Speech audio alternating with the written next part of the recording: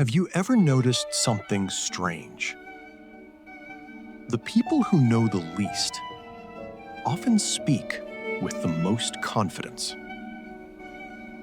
They dominate conversations.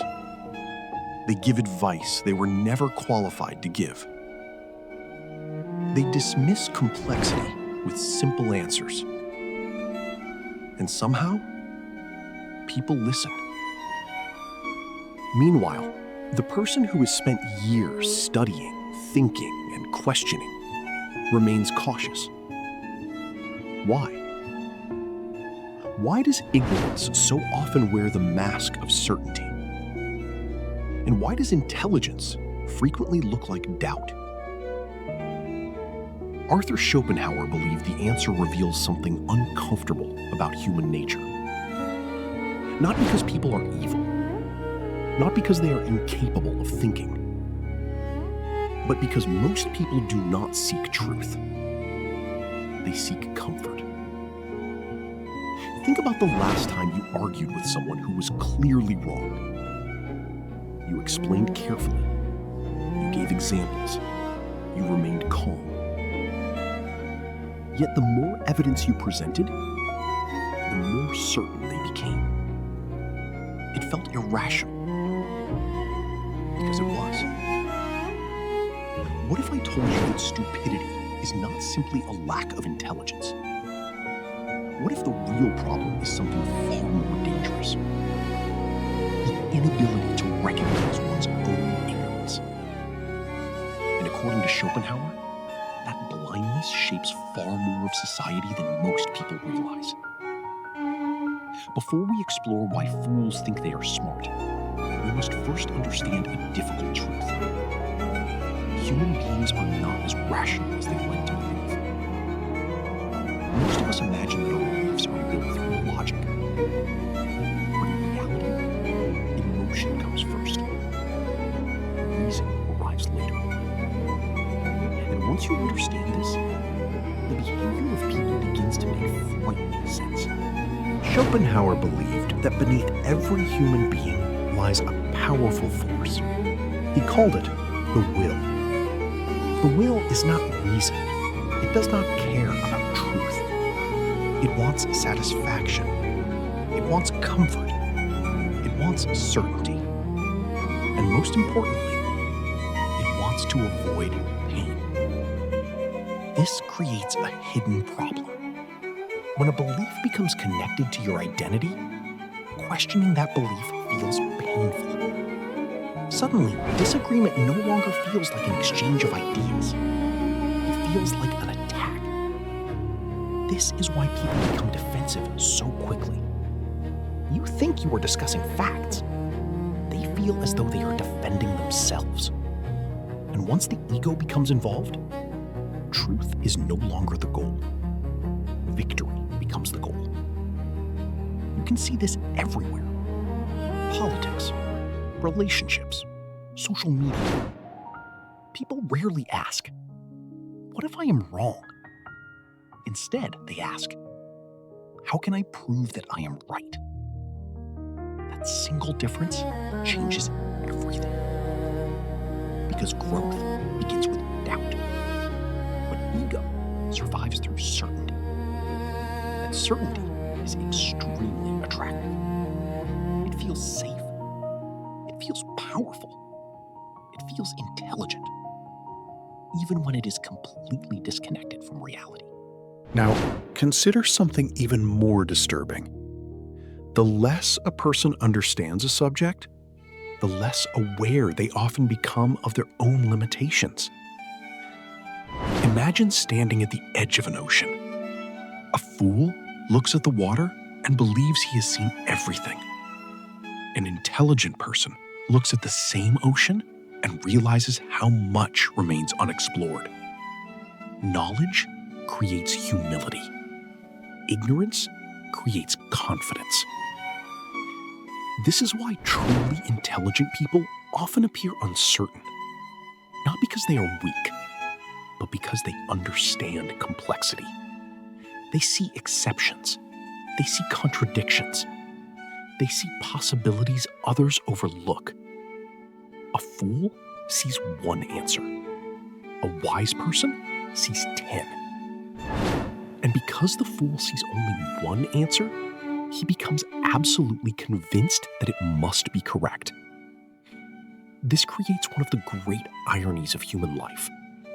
The people most capable of being wrong are often the most certain, and the people most capable of being right are often the most cautious.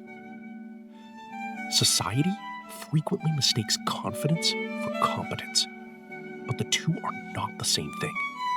Confidence is easy. Understanding is difficult, and most people cannot tell the difference. This is where the problem becomes dangerous.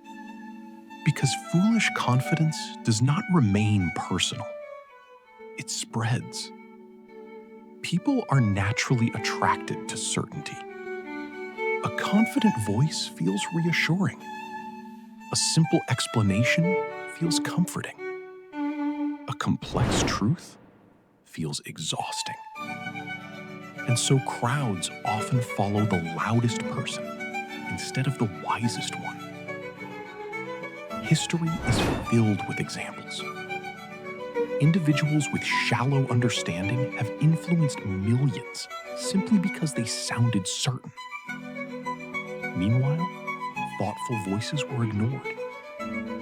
Not because they lacked truth, but because truth is often complicated, and complexity demands effort. The human mind prefers shortcuts, simple narratives, easy enemies, convenient explanations. The fool provides these things. The wise person complicates them. And so the crowd frequently rewards the fool, not because he is correct, but because he is easy to understand. This is one of the reasons Schopenhauer held such a pessimistic view of humanity. He saw how easily people sacrifice truth for comfort. And he knew that comfort almost always wins. If you are someone who thinks deeply, you have probably felt the consequences of this. You enter conversations hoping to exchange ideas. Others enter hoping to defend beliefs.